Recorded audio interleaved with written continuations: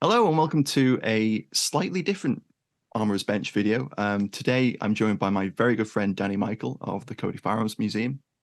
He's the curator there, and today we're going to be talking about the Burton Machine Rifle and the mysteries behind it, the articles that have been written about it, and also how the museum's journal is about to republish some of the original run of the ARMAX journal, which contains the very first article written about the gun.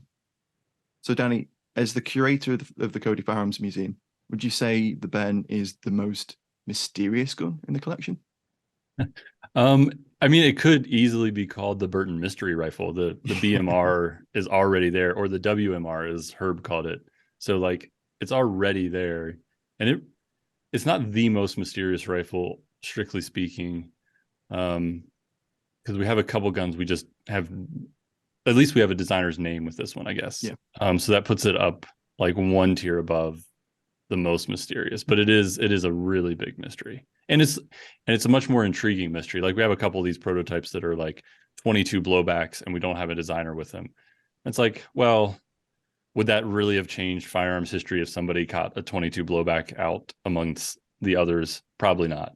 This one, because it's unknown and apparently ahead of its time, yeah, it's got all the factors. Short of being in like a crate in a Indiana Jones movie, it's got all the factors. Yeah, thankfully it's not been shelved in the warehouse somewhere. Right. But we came to this, I think, in about 2018. I visited the museum.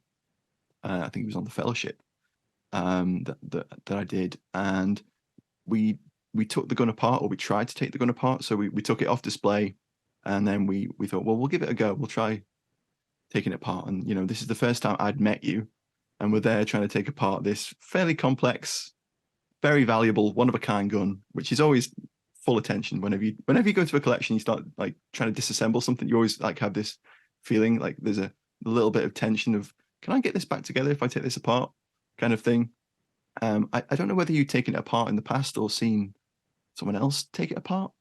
We had done like limited disassembly in the Yeah, past, and we're kind of working on the principle that, like, there's some obvious things that come apart, and we'll start slowly and build from there and see how far it gets us. So we yeah, were trying to be cautious. yeah. So I mean, we got to a certain stage, didn't we? We took Yeah. the fore end off, the barrel off, the magazines out, and we got the buttstock off.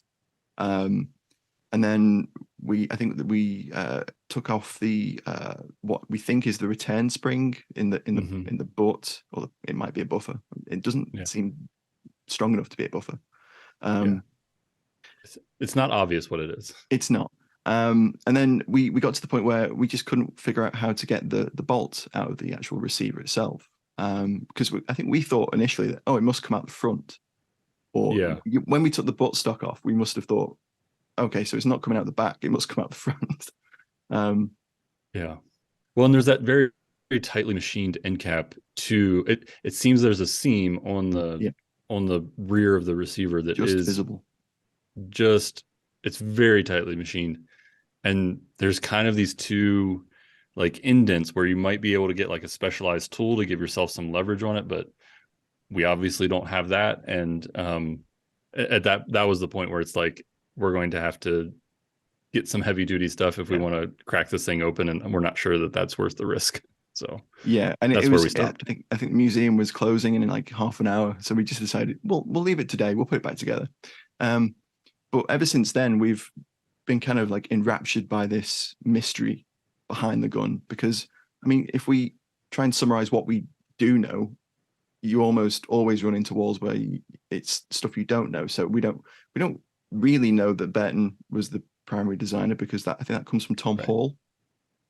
Well, Rightly. Yeah, the Burton reference comes from the Winchester inventory, which was Burton himself was involved in at one point. So it's possible that he wrote down F.F. Burton designed this rifle, like, or T.C. Johnson wrote that, and they knew each other. So, but it's like a 4-line entry in a 400-page inventory. So yeah, it's tantalizing, but that's as close as we get to being sure that it was Burton that did this. Yeah, and the fact that we can date it to at least April 1917 from the ammunition cards that are the surviving, which are for the 345 cartridge, which is by modern definitions intermediate in kind of caliber range. And then we've got, I think there's the 2 patents for the loading machine for the magazines, but there's no patents for the actual gun itself. So again, like, you have some tantalizing bits of evidence documentary, but then the stuff that you would expect a company like Winchester that patented everything. Take the Browning guns. They spent months patenting the various parts of the gun that were unique and patentable, and then they come up with something so advanced that they never seem to patent it at all. Yeah, and it's really bizarre because, like, the loading machine it's almost like comically obvious that it's for the Burton, because it's a dual magazine loading machine. So you put 2 box magazines that look like the Burton magazines in a stack and load both of them at the same time. And the cartridges in the drawing, they're not even, they're nothing else, right? Like, they are the pointed bullets from the Burton in a short case, which there's nothing similar at the time. So and I guess that's probably the other close association, because I think Johnson and Burton are named in that patent. That's the other close association why they're with the gun. But it's this complex loading tool, and it's for nothing else, like absolutely nothing else. And that is patented, but the gun is not. Like, it's really, and of course now the loading machine has not survived through history. The gun has, and it's one of those cases, like, if the physical gun didn't exist to, like, be in the museum and be like, what is that thing? Why was it designed? Why was it developed? Because the surviving prototype is clearly it's not in the white, so it's a beautifully made piece. The machining on it is incredible. It's the kind of early 1900s kind of machining that you'd come to expect from Winchester on a production gun, I would say. And the design, I mean, we haven't actually mentioned that, the interesting features of the design. It's dual magazine, 240 round magazines in an intermediate cartridge. It's pretty much ambidextrous because the charging handle's beneath the receiver. It ejects downwards. It has a quick change barrel, not really, but kind of. For the day, for the day, definitely. So there's all sorts of interesting features to that gun. Like the trigger mechanism is one complete unit, comes away.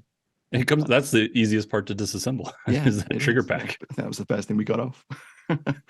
But the fact that there's no paper trail, and I've spent hours in the Winchester factory records that the museum holds, and haven't been able to find any reference to that. And when I wrote my journal article in ARMAX, in one of the more recent editions, about Winchester's role in the First World War, I went through all of the box files that were saved from the factory museum and the factory itself that are now held at the Upper Bill Center of the West.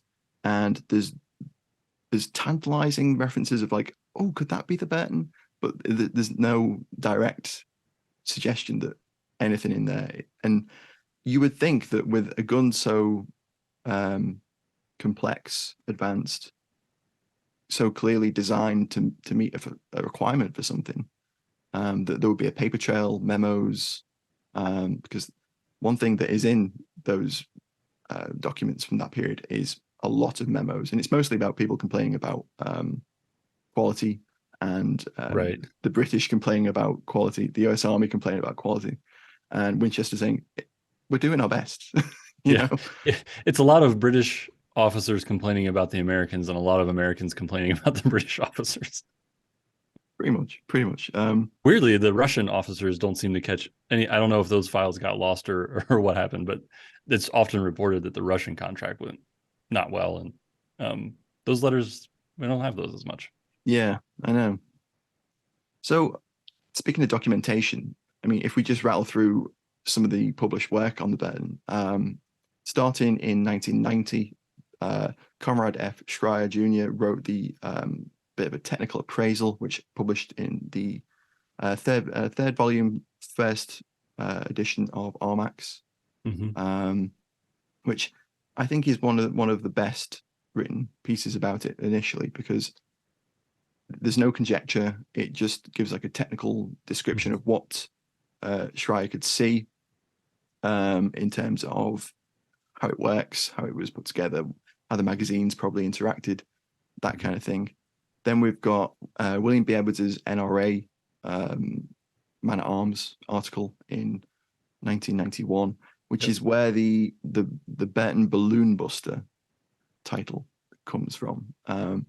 There's no real reference of balloons in the ARMAX article from 1990, and Edwards sort of surmises that it was mounted in the back of two-seater aircraft on like a scarf mount, and it would fire incendiary bullets and knock out German barrage balloons and observation balloons. Yeah, and I guess if we're being generous, he's making the assumption because Conrad Schreier's article does sort of hint at there's these, because one of the physical things that survives is there's two barrels for the gun. We have both in the collection. One's on the gun and one is in storage.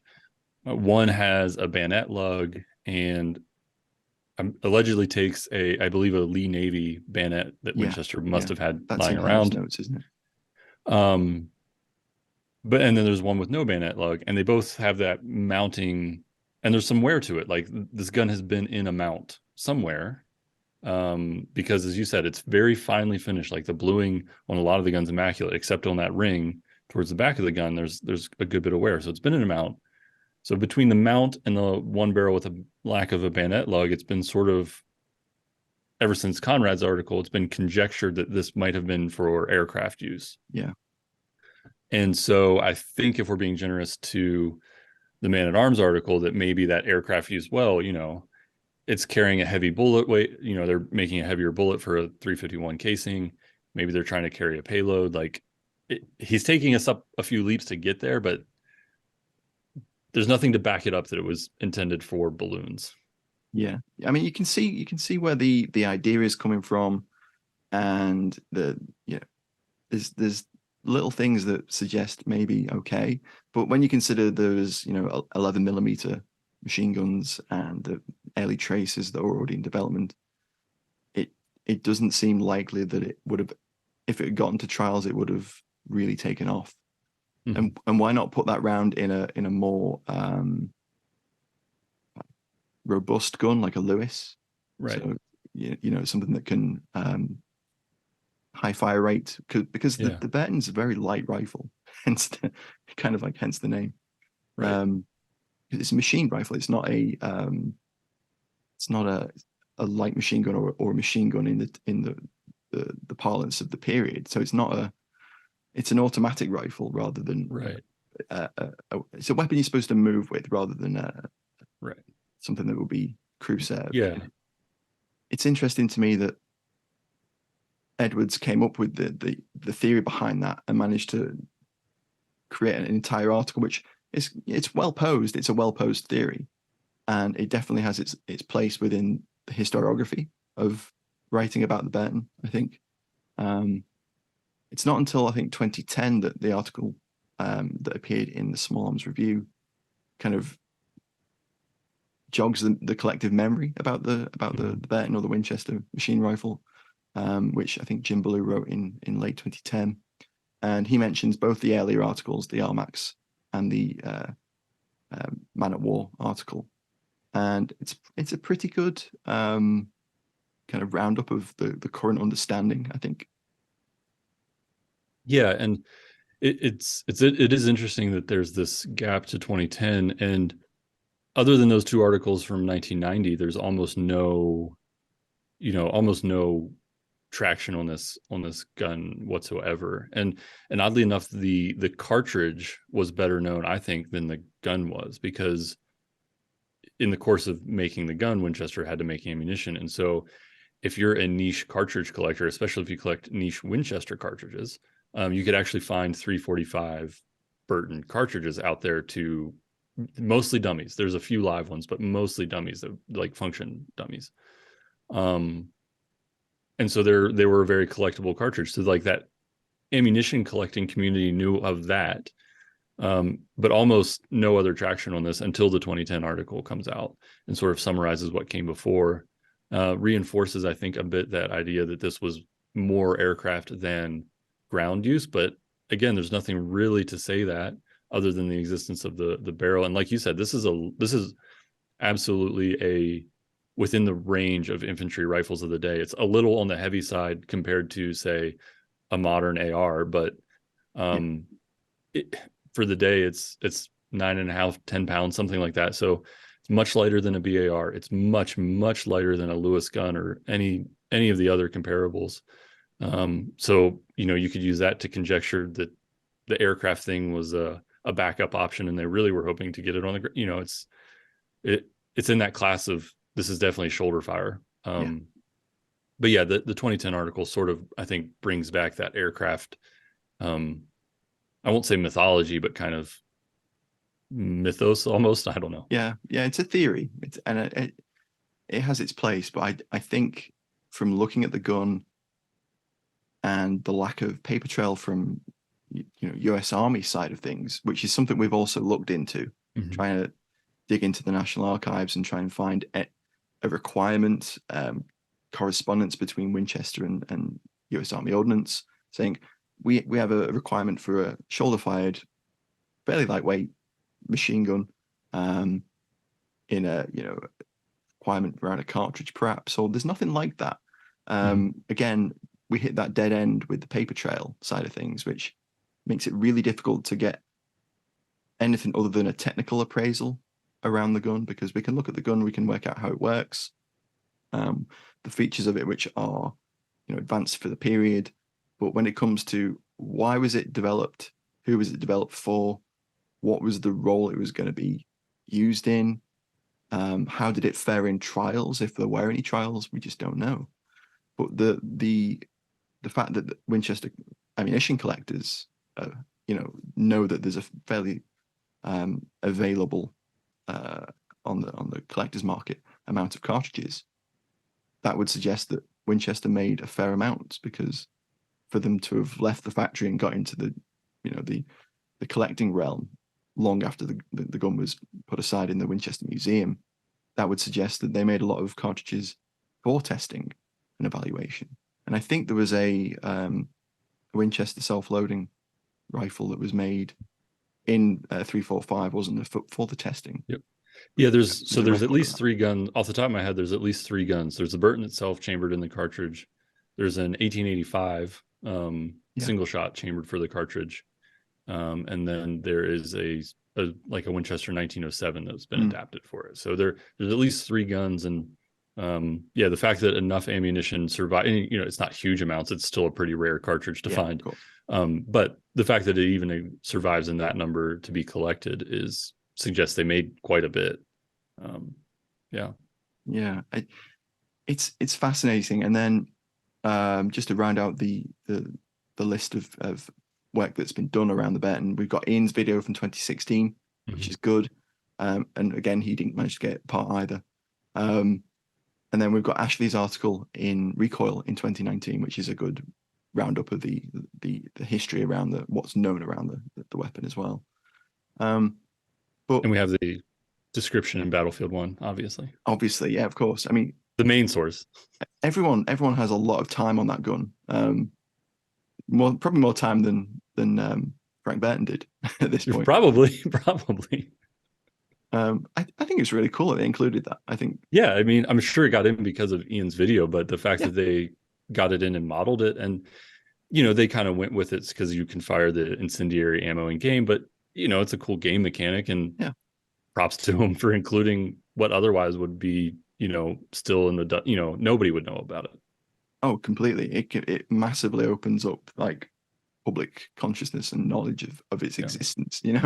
I bet you get a lot of visitors to the museum from A, Ian's video, and B, Battlefield 1. Yeah, that's where people know. You and I and others that get interested in it can start to find these articles, but if you know of it, it's almost certainly because of one of those 2 sources. It's just the nature of the beast, so to speak. Of course.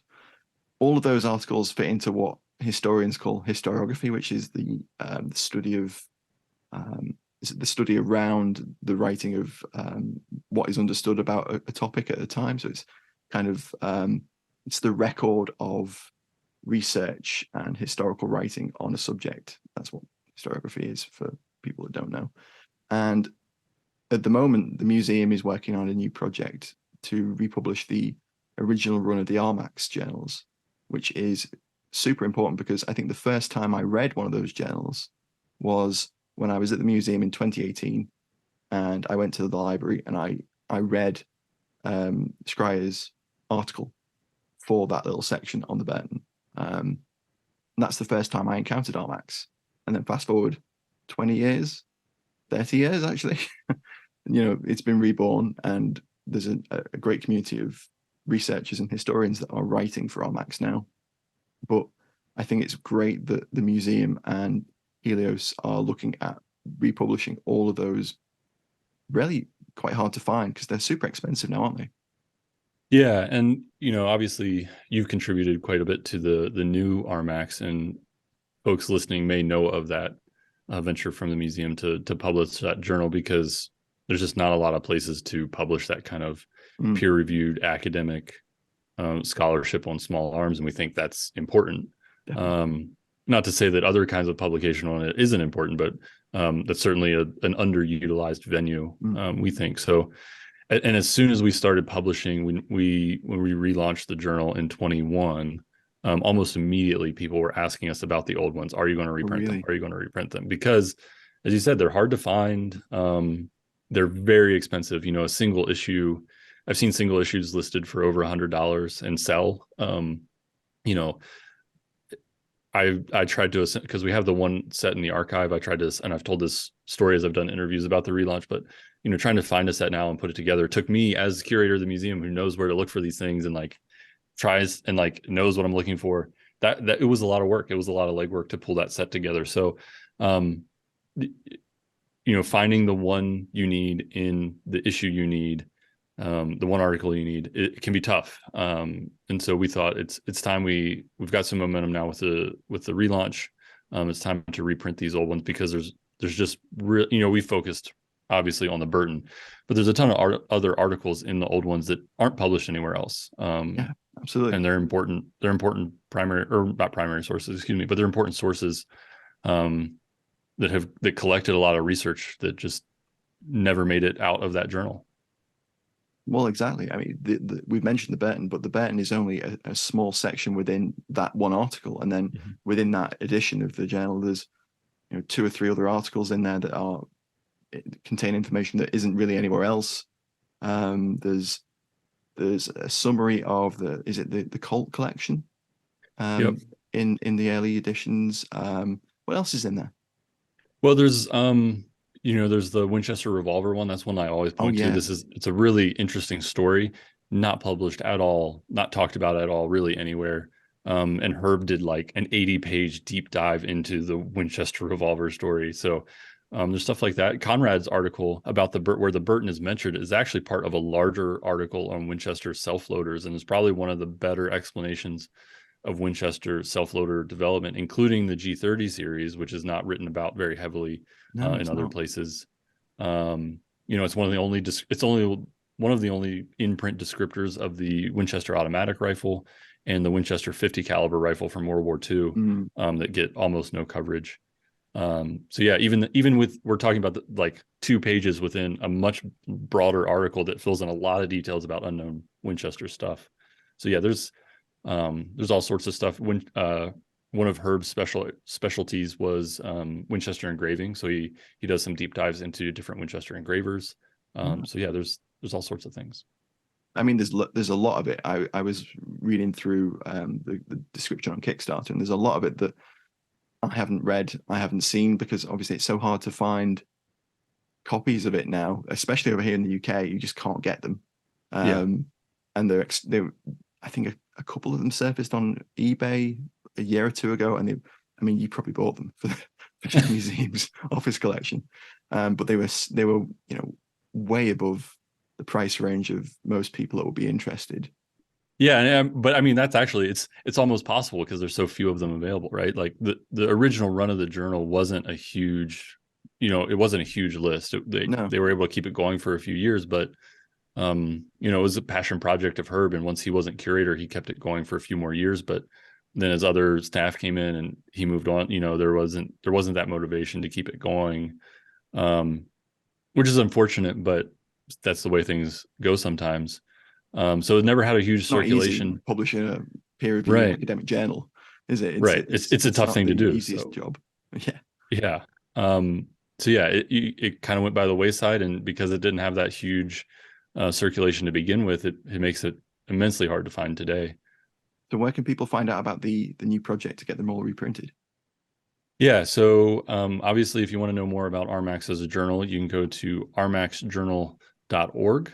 Or you can go to our Kickstarter. You can find that project on Kickstarter under ARMAX, and hopefully we can have a link for you. A really exciting thing that we're very pleased to offer is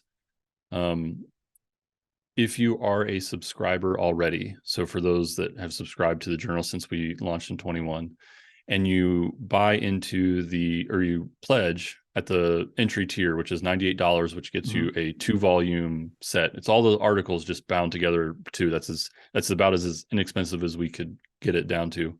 And you stay a subscriber until the issues ship. You will get a upgrade to the 9-volume set, which is the $220 pledge. Oh, cool. So that's an upgrade for our subscribers, who's been immensely patient with us, and we really appreciate their support so far. The good news for everybody else is, if you want that offer, as long as you subscribe before the end of the Kickstarter, you can get it too. So that's an option for everybody. So that's where you can learn more about the project. We have several tiers. We have the $98 tier that I mentioned. The $220 tier gets you the 9 issues in 6 volumes in each individual issue in a slipcase, really nice slipcase. For $220, which is way, way cheaper than you can get all of them currently. Yeah, I think that'll buy you one. Yeah, it might. And then there's some collector editions with some extras above that. And although it might sound pretty expensive, we are offering a lifetime subscription. We're offering up to 25 of those that will get you a lifetime subscription to the journal. And my favorite upgrade is that you get a nice Western ARMAX themed belt buckle with that tier. Oh, belt buckle, nice. Yeah. Very Wyoming, nice. Yeah. We had to, right? Yeah. So yeah, there's several different tiers, but I think for a lot of the folks listening that want to be able to access that research, they can get in at 98, and then become a subscriber, get an upgrade. Because part of this is we want to ensue the longevity of the existing journal too, because we've been able to publish some great new research with the relaunch. And hopefully we'll have an article bringing together everything we've learnt about the Burton over the last 5 years, maybe more, that we've been trying to dig into. We'll try and bring that together in a future ARMAX article. So we have been working. We're not just sitting here talking about this. We do have a draft of one. It's a little bit buried. We need to revisit it, but we do have a draft of an article ready to go. We do. So Danny, thank you so much for joining me, just to talk about the Burton and the new reprint that's coming up, which is really exciting. Well, yeah, thank you so much for joining me. We'll have a link in the description box below with a direct link to both ARMAX and the Kickstarter, so you can go and check that out. But yeah, thanks for joining me, Danny. Well, thanks very much for having me. Thanks. I appreciate you helping us get the word out about the journal. And I'm just going to offer this plug for all of your listeners. If you're following this channel already, you're following one of the very best firearms researchers there is. Thank you. So Matt's a very good friend, and appreciate the support for the project. Well, it's an important project. It's got to be supported.